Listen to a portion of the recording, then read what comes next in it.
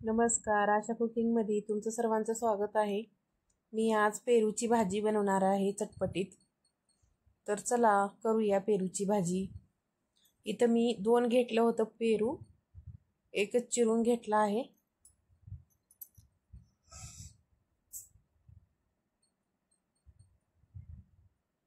स्वच्छ धुवून घेतला आहे पेरू.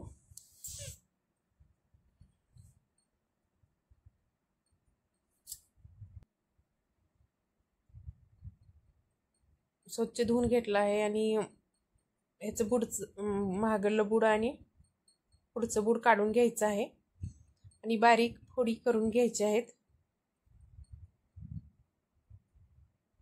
इथं बघा मी कसं चिरत आहे बारीक.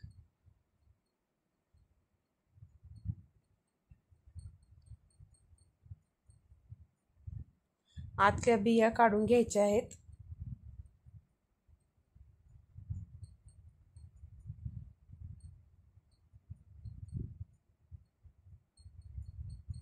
हे निब्बर बिया आहेत, काढून टाकायचं आहे कडला,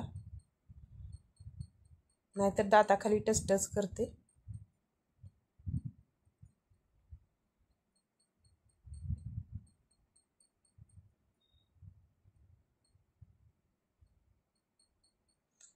इथं सर्व बारीक फोडी झाले आहेत.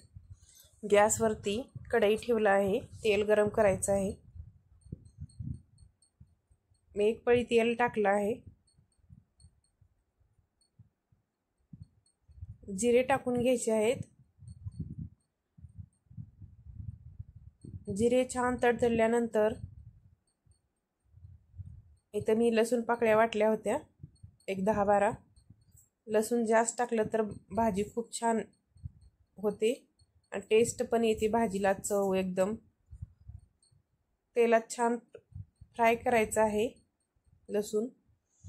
1 मिनिटभर लालसर झाला की लगेच पेरू चिरलेले टाकायचं आहे तेलामध्ये.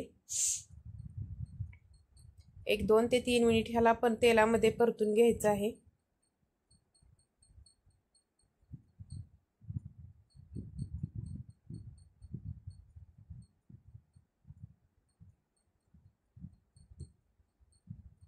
यात आपल्याला कांदा, लसूण, मिरची टाकायचं आहे 1 चमचा. 1 चमचा लाल तिखट, तिखटानुसार टाकू शकता. जिरा पावडर टाकला आहे 1 चमचा. थोडीशी हळद टाकायचं आहे, हळद जास्त टाकायचं नाही. चवीपुरतं मीठ टाकायचं आहे. सर्व मिक्स करून घ्यायचं आहे तेलामध्येच. 2 ते 3 मिनिट परतून घ्यायचं आहे याला पण.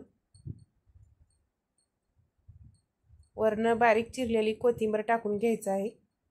थोडं पाणी टाकून घेऊन मिक्स करून घ्यायचं आहे.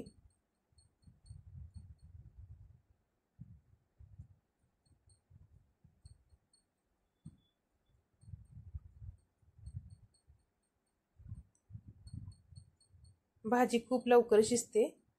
1-4 मिनिट ताट झाकून घ्यायचं आहे वाफवून. बघा कशी छान वाफरली आहे भाजी पेरूची.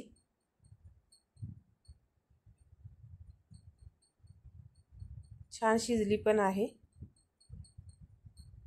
भाकरीसोबत, चपातीसोबत खूप छान लागते पेरूची भाजी चटपटीत.